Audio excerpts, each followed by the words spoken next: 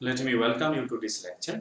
In the last lecture, we became familiar with symmetry elements as well as with symmetry operations, and then we discussed about three different symmetry elements and the symmetry operations generated by these three symmetry elements. That is, we discussed about the plane of symmetry and then the center of symmetry, and then we also discussed about proper axis of symmetry. So then we derived different kind of symmetry operations that are generated by these symmetry elements, and what we saw was that the plane of symmetry as well as the center of symmetry generate only one symmetry operation, while in case of the proper axis of symmetry, depending upon the order of the axis, the number of symmetry operations generated by each of these proper axis of symmetry may be different. So let us now discuss this in more detail, and then let us first see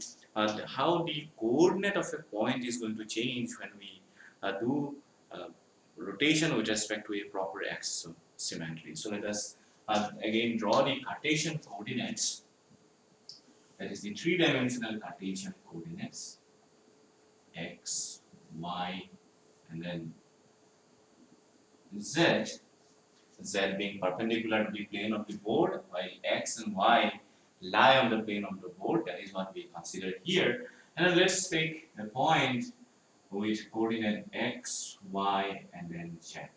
Now, if we take an axis which is collinear to the y-axis, and then say if we do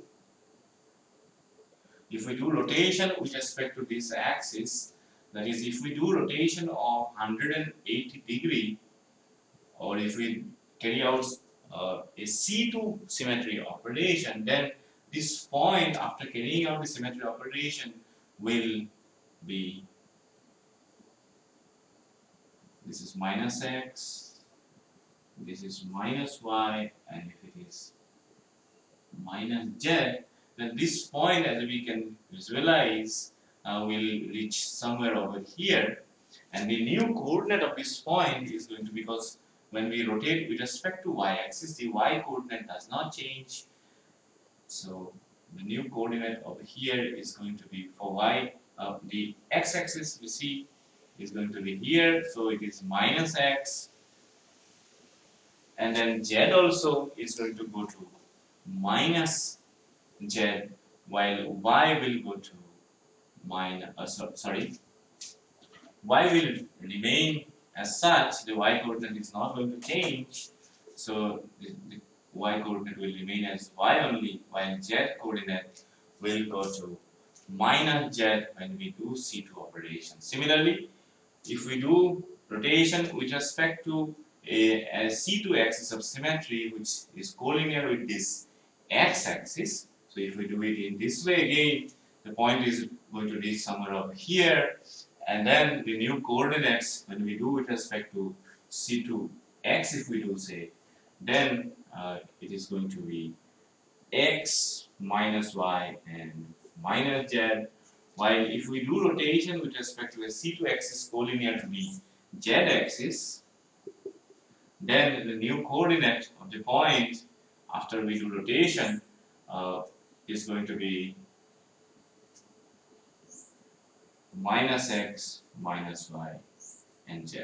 So this is how we can find out the new coordinate of the point when the axis of symmetry is collinear to the any of these Cartesian coordinate axes, as well as if the degree of rotation is 90 degree, 180 degree, then when we do a C2 symmetry operation, then it is easy to find out the coordinate of the final coordinate, or the final coordinate of the point after we do the symmetry operation.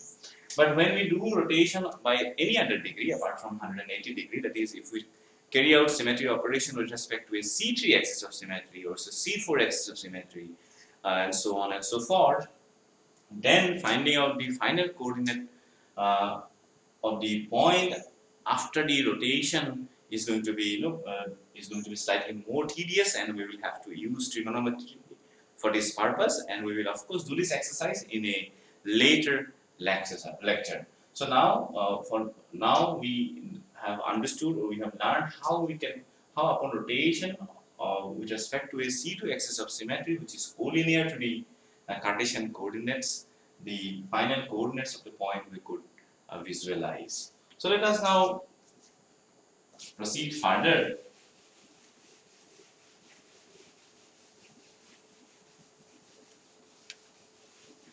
And try to identify proper axis of symmetry in a slightly complicated molecule or in a slightly more symmetric system.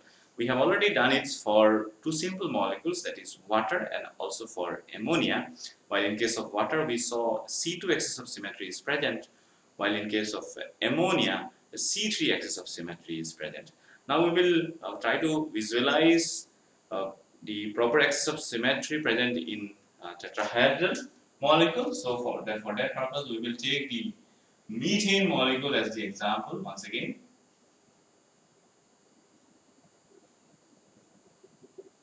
So this is the methane molecule, and if we let us label the hydrogen atoms as H1, H2, H3 and H4 so that we can visualize the configuration after performing the symmetry operation or after performing the rotation with respect to the axis of symmetry that are present in the tetrahedral molecule. So one axis of symmetry is very easy to visualize and we all can easily identify is the axis of symmetry which is collinear to this carbon hydrogen bond, that is H1C bond. So if we this particular C3 axis of symmetry is present or is collinear to this H1C bond, and it is more easy to visualize if we draw the tetrahedron in this particular fashion. That is, if we look from the top or if we look at the tetrahedral molecule through this hydrogen carbon bond. So in that case the tetrahedron will appear somewhat like this. So the carbon atom, let us draw it as a circle, while the hydrogen atom, that is the H1 atom, let's draw it as a point over here. So then what we will have is, this is a H2, this is H4 and this is H3. This is the carbon atom, which is I've drawn as a circle, while the hydrogen atom H1 is drawn as a point over here. We choose to not to label those two atoms because it will complicate the picture more. So now it is easy to visualize the C3 axis of symmetry. As we can see, the C3 axis of symmetry passes through the H1 and then carbon atom. And when we do rotation with respect to this C3 axis of symmetry, when we do C3 say, then if we do it in the clockwise manner, then the H2 will reach over here, H4 will reach over here, while H3 will go over here, while H4 will reach the position of H2. So then what we have here is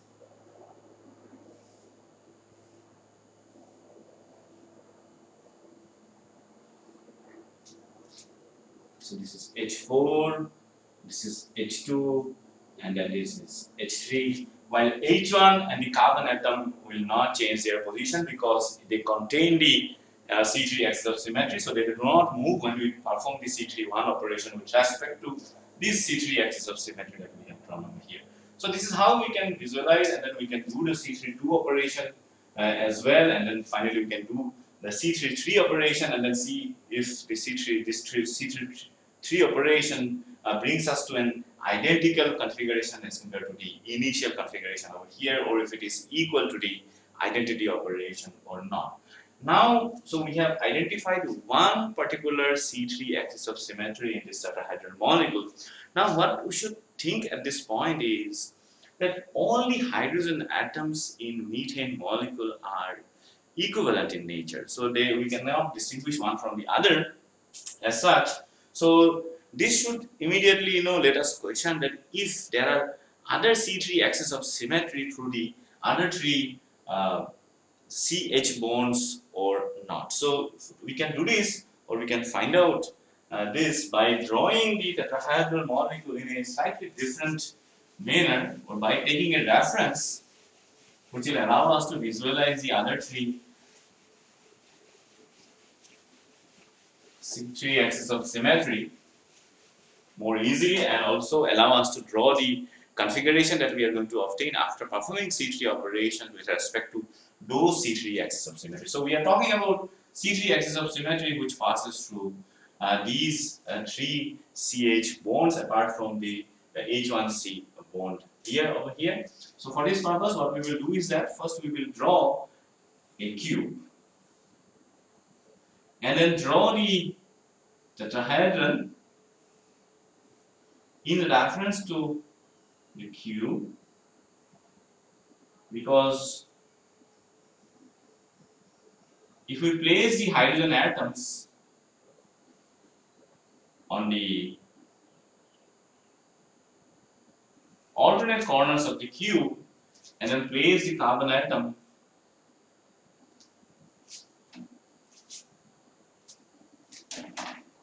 at the center of the cube, then we essentially get the tetrahedral molecule here in this way.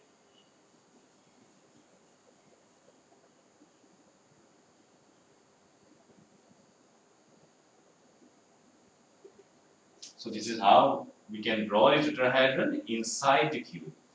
Now let us also label the hydrogen atoms. Let's call it as H1, let's call it as H2, this is H3, and this is H4. Now let us perform again symmetry operation or rotation, C3-1 rotation with respect to one of these C3 axis of symmetry that we have tried to identify over here. So let us take the axis of symmetry which is collinear to this H3C bond over here and then perform C3 operation. Let's assume this C3 axis of symmetry passes through this H3 and this carbon atom over here. So then if we do so, let's also label this as H3C. This C3 operation that we have done, it passes through H3C atom. So then what is going to happen? Let us redraw the tetrahedron over here to draw the configuration that we are going to obtain after performing the symmetry operation.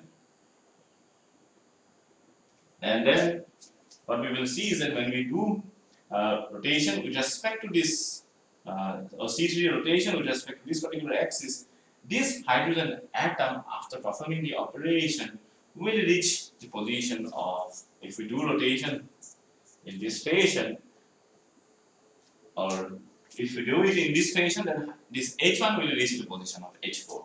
So this is where H1 will be, and H4 will reach the position of H2. So this is where H4 is going to be, and H2 will come to the position of H1. So this is where H2 is going to be there, and H3 is not going to change its position because we do rotation with respect to an axis which contain the H3 atom over here, and similarly carbon atom is also not going to change the position. And this is the new configuration that we obtain after performing C3-1 operation with respect to this axis which passes through the H3 carbon atom over here. And what we see that if we remove the levels on the hydrogen atoms, then the final configuration that we obtain for the position and the orientation of all the atoms in this methane molecule are indistinguishable from the initial position and orientation of all the atoms in the methane molecule over here. So we have done a C3-1 symmetry operation over here, and this axis is a C3 axis of symmetry, or we can denote this as a C3 axis of symmetry in the tetrahedral molecule over here. So accordingly, what we can do is that we can do rotation with respect to, or we can do C3-1 rotation with respect to the H4 C3 axis which passes through the H4 C atom, as well as we can also do rotation with respect to the H2 C axis C3 axis of symmetry, and then we should draw the final configurations here that we are going to obtain after doing those these two symmetry operations. And thereafter, what we should again do as an exercise is we should do another C3 operation with respect to these again. We should start from here and then do C3-2 with respect to H3C, as well as we should do from here, we should do H4C, and from here we should do C3-2 H2C. So we should do symmetry, we should find out the final configuration after performing these symmetry operation, and once again we should go for the C3-3 operation and then see whether the final configuration that we obtain after performing the C3-3 operation is identical with the initial configuration or not, and then we will be able to find out whether this symmetry operation C3-3 is equal to identity or not by using these pictures over here. So if we do these exercises, what we will find is that indeed these three bonds are collinear to this H4C, H3C and H2C bond as well. Apart from the H1C bond, there are total of 4 C3 axis of symmetry are present in a tetrahedral molecule. And also what we will find that each of these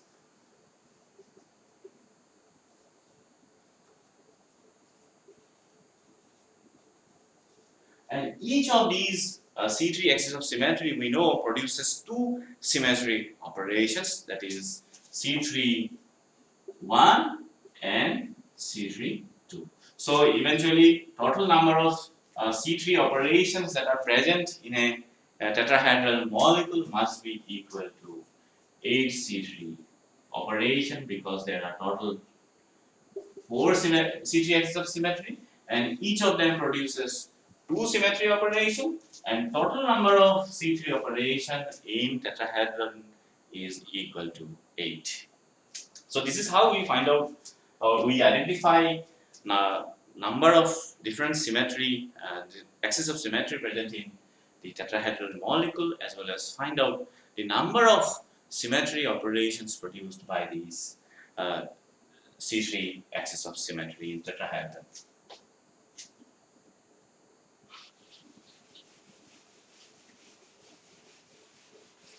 So you should do this exercise of finding out symmetry, proper axis of symmetry in different molecules, as well as you should list all the symmetry operations generated by these axis of symmetry to find out the total number of symmetry operations present in such molecules. So what we will do now is we will go ahead and then discuss about the another type of element of symmetry, that is the improper axis of symmetry.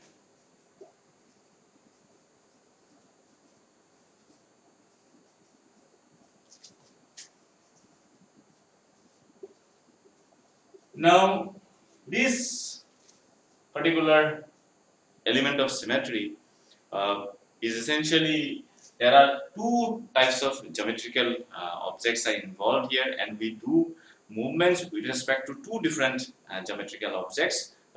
One is an axis and the other one is a, sorry, not center, but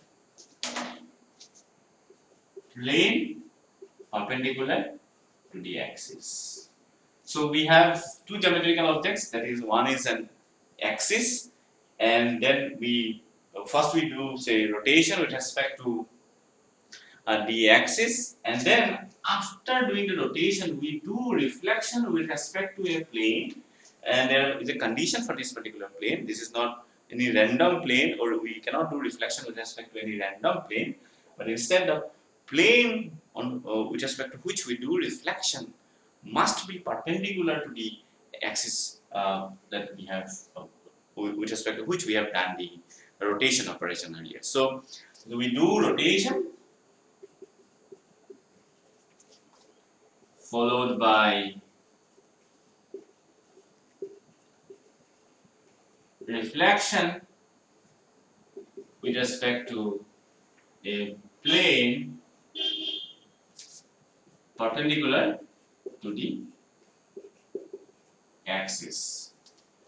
Then the resulting symmetry operation, or if we arrive at an indistinguishable configuration with respect to the initial configuration, then we have performed a symmetry operation which we know, which we denote as rotation with respect to an improper axis of symmetry, and the usual symbol to denote this symmetry operation, that is rotation with respect to an improper axis of symmetry, is denoted by the symbol Sn, where n is the order of the axis that we have, with respect to which we have done the rotation operation. That is, we will illustrate this by using the molecule. One more particular aspect about this improper axis of symmetry is that we can also switch the order of these movements. That is, we can do rotation with respect to and followed by reflection with respect to a plane perpendicular to the axis of rotation, as well as we can first do reflection with respect to the plane and then do a rotation with respect to the axis of symmetry, and the result in both of the cases should bring us to the same configuration, whether we do the rotation first and then reflection, or whether do reflection first and then the rotation. The final configuration is going to be same, and that is why we can switch the order of these two movements during while performing symmetry operation with respect to an improper axis of symmetry. So let us take this staggered ethane molecule to illustrate how we do symmetry operation with respect to an improper axis of symmetry. That is,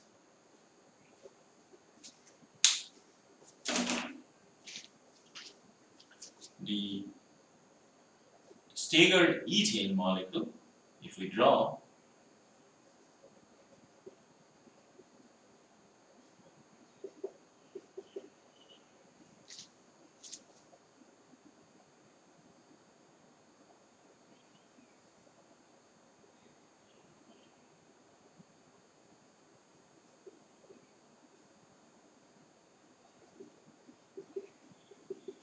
so this is how it will look.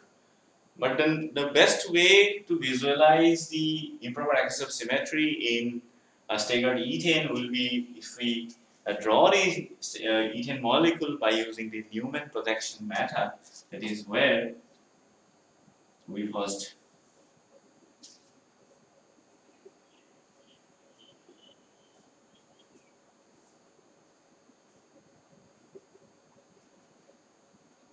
so this is staggered ethane by using the Newman projection method over here. And now if we take the axis which is collinear to this CC bond in staggered ethane, that is where if we consider in this picture this particular axis, the CC bond is essentially perpendicular to the plane of the board. In this way it passes through the staggered ethane molecule over here, and let us do a C6 operation over here with respect to this particular axis. Now if we want to find out the final configuration, let us draw, or let us level the hydrogen atoms over here.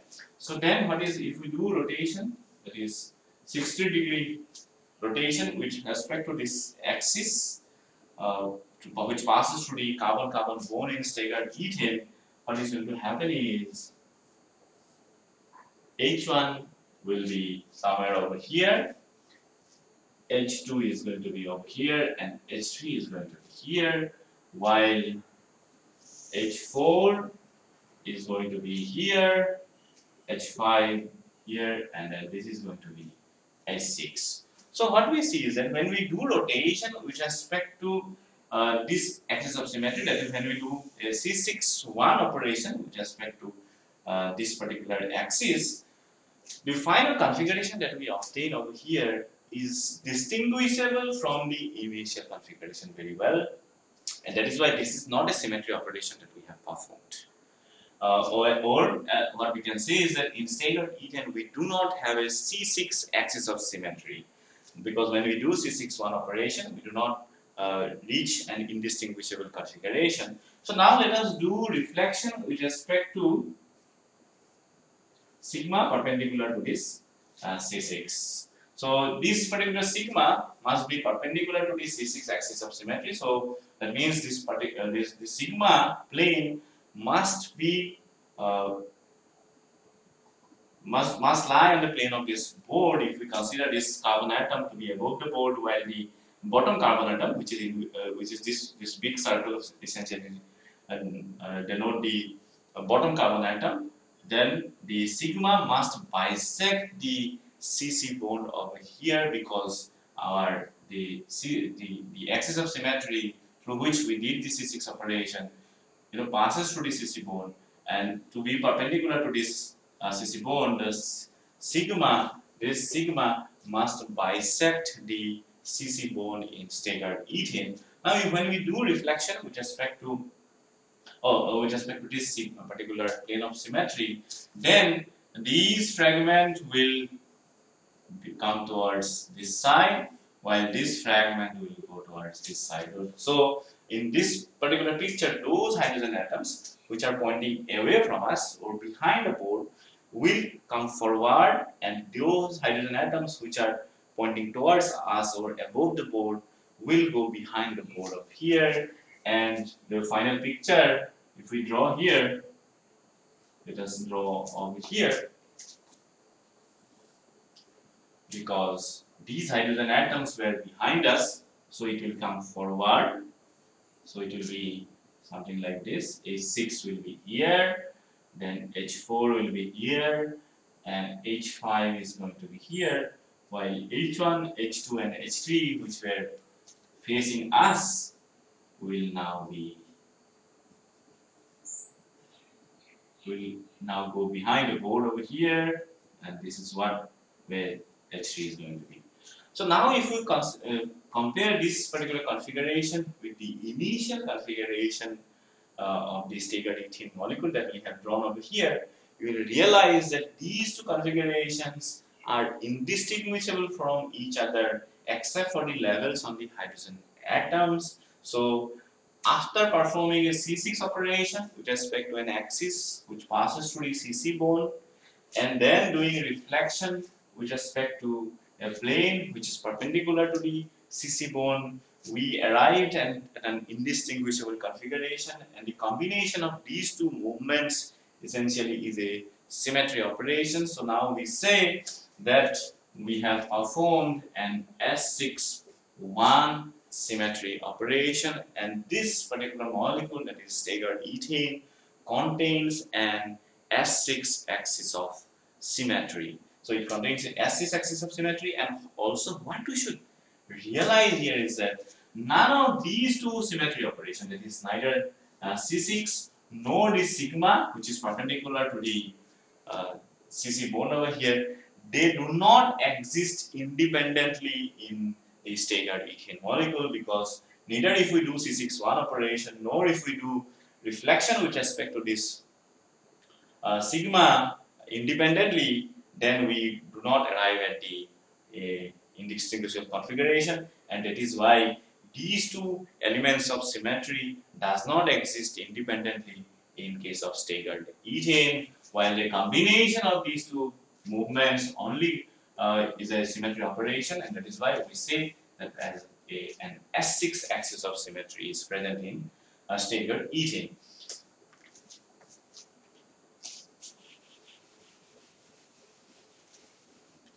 Now what we should bother about is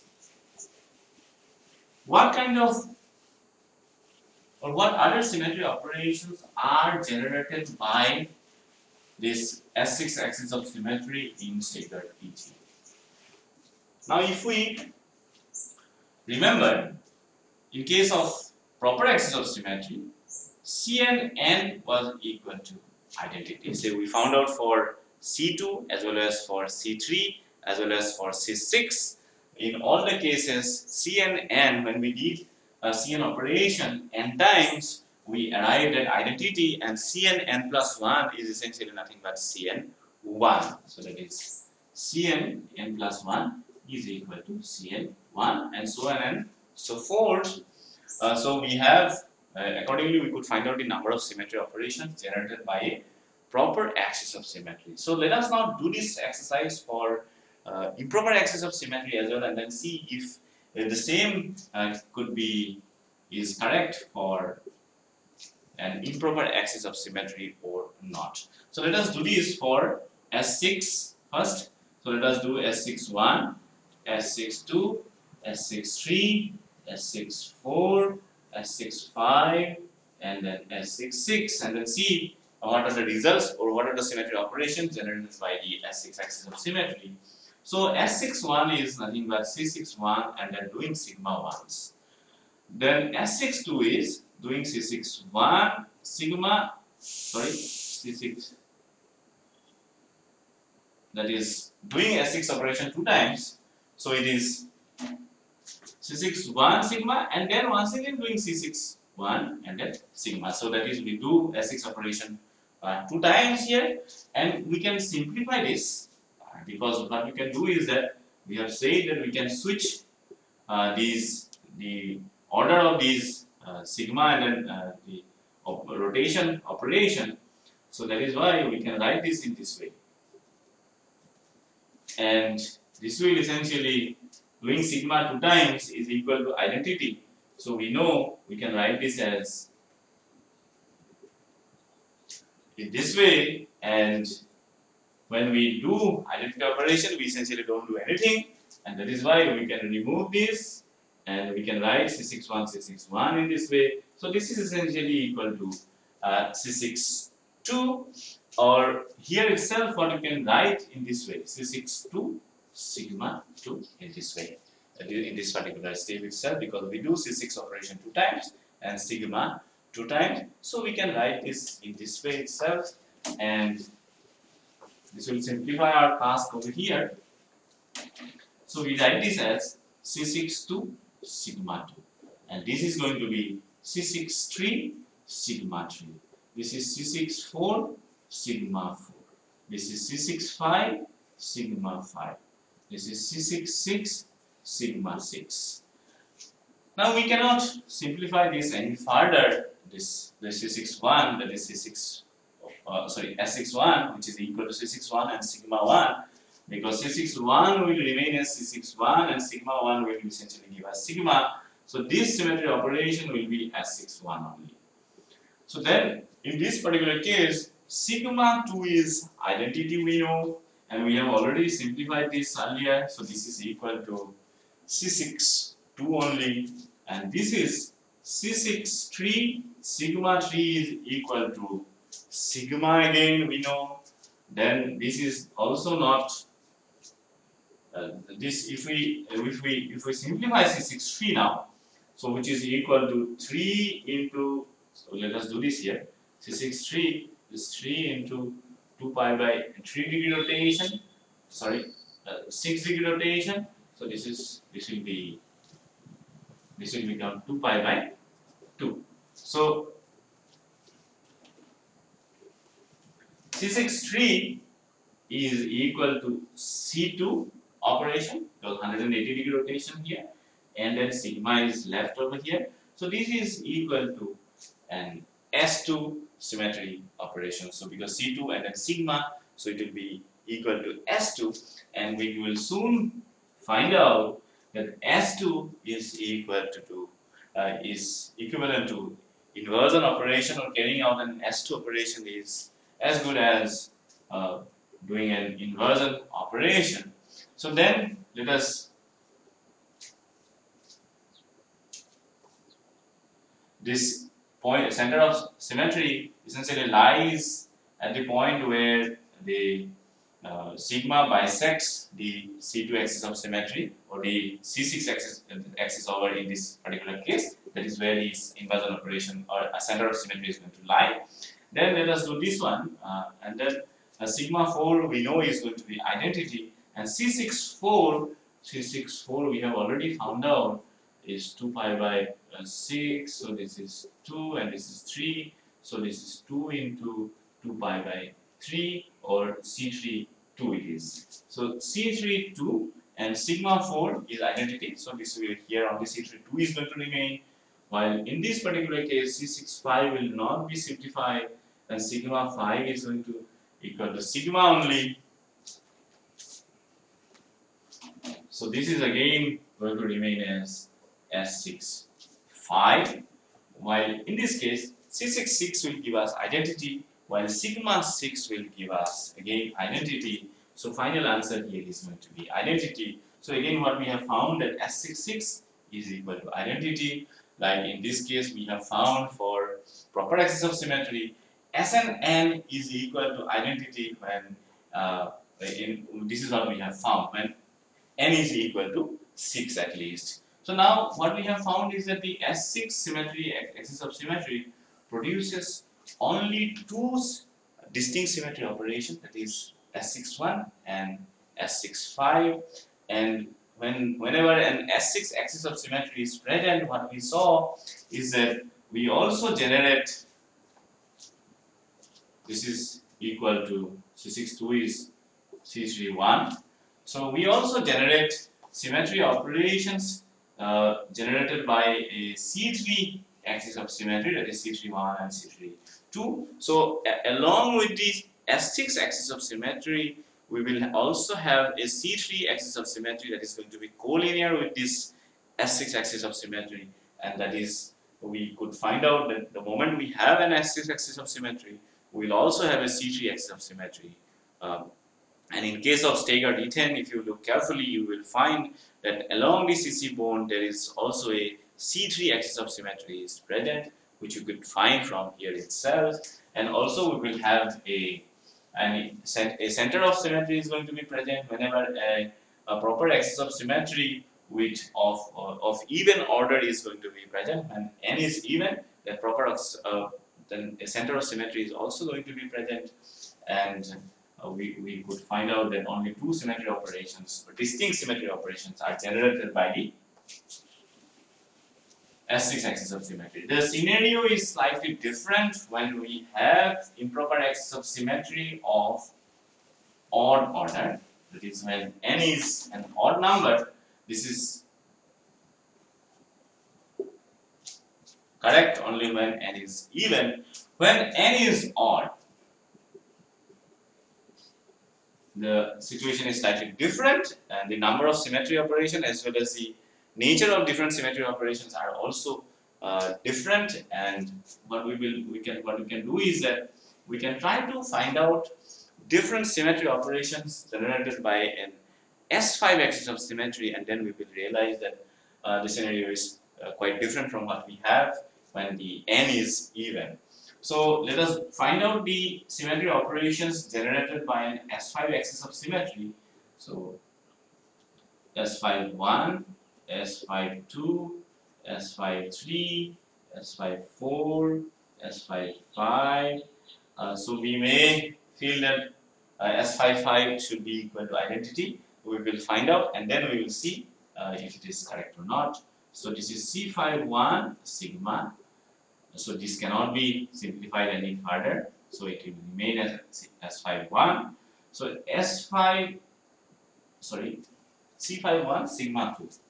That is S52 is equal to C52 sigma 2. Sigma 2 is going to become identity. C52 cannot be simplified any further. So it will remain as C52 here. Then S53.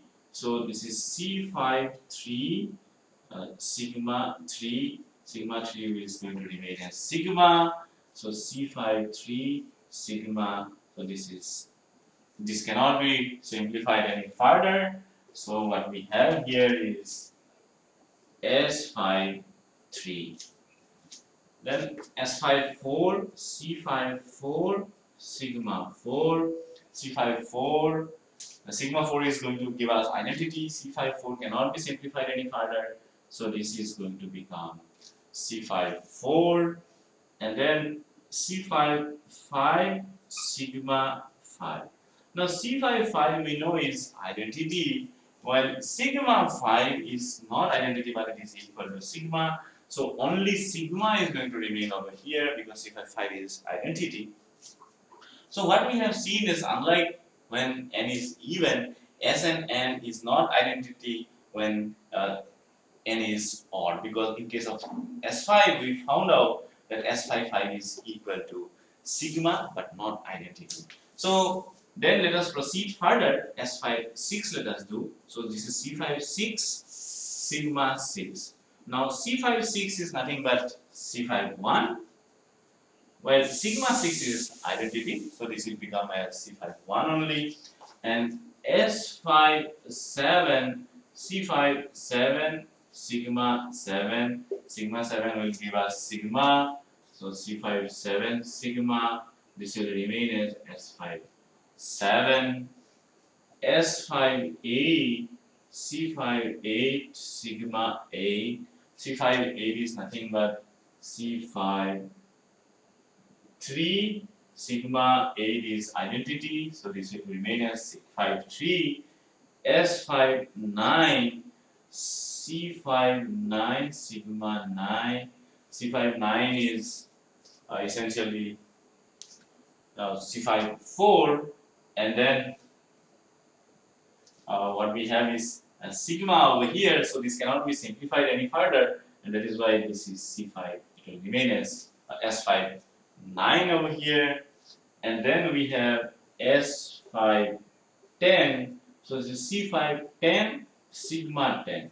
Now C5 10 is equivalent to C5 5, and sigma 10 is equal to identity. So now C5 5 again we know is equal to identity. So unlike in case of when n is even, S and n is equal to identity, when n is odd we found Sn 2n is equal to identity, while Sn n we found is equal to sigma. So situation is different when a value of n is an odd number, and also what we have found that an S5 axis of symmetry produces this S5 1, S5 3, and S5 7, S5 9. These four distinct symmetry operations. Also, it necessitates that there is a C5 axis of symmetry is present along with the S5 axis of symmetry, because we generated symmetry operations generated by C5 axis of symmetry along with the operations generated by the S5 axis of symmetry, and that is why whenever an S5 axis of symmetry is present, then immediately a C5 axis of symmetry must also be present, and the C5 is an independent symmetry operation here. Apart from that, what we saw is that the sigma is also present independently, because we produce symmetry operations generated by the sigma here when we did S5, and that means the sigma must also be an independent symmetry operation here, and a sigma must also be present independently in the molecule. So we produce, or we find out that whenever an S5 axis of symmetry is present, a C5 axis of symmetry as well as a sigma is also present independently. So what we have found in case of improper axis of symmetry of even order, the Cn and sigma did not exist independently, but when we have Sn n odd, then Cn and sigma did exist independently in the same molecule.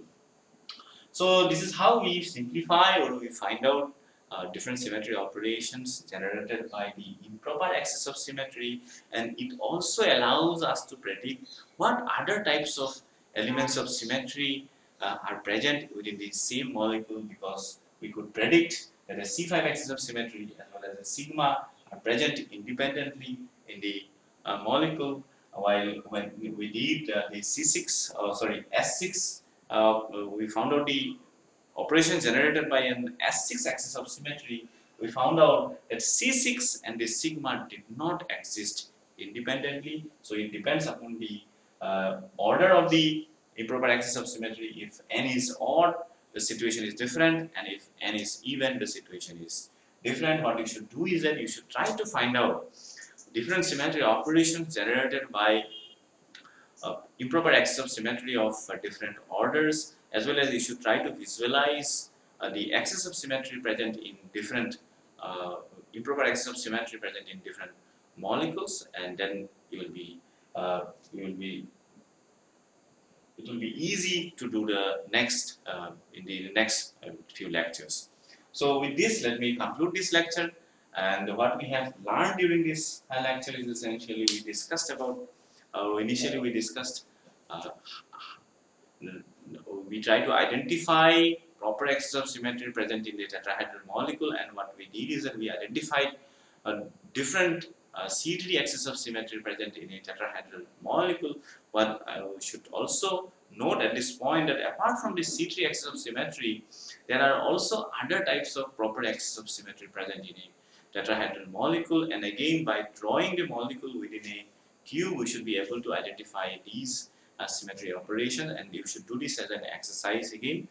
And apart from that, what we did is that we discussed about the improper axis of symmetry, that when we do reflection followed by rotation or rotation followed by reflection with respect to a plane which is perpendicular to the axis of rotation, with respect to which we did the rotation is essentially an improper is an symmetry operation generated by an improper axis of symmetry. And what we did is we identified the improper axis of symmetry present in staggered ethane, and then we also identified the symmetry operations generated by this S6 axis of symmetry present in staggered ethane, and finally we also found out the symmetry operations generated by an improper axis of symmetry of odd order, and we found out that only when Sn 2n we do is an identity operation, and the number of symmetry operations generated by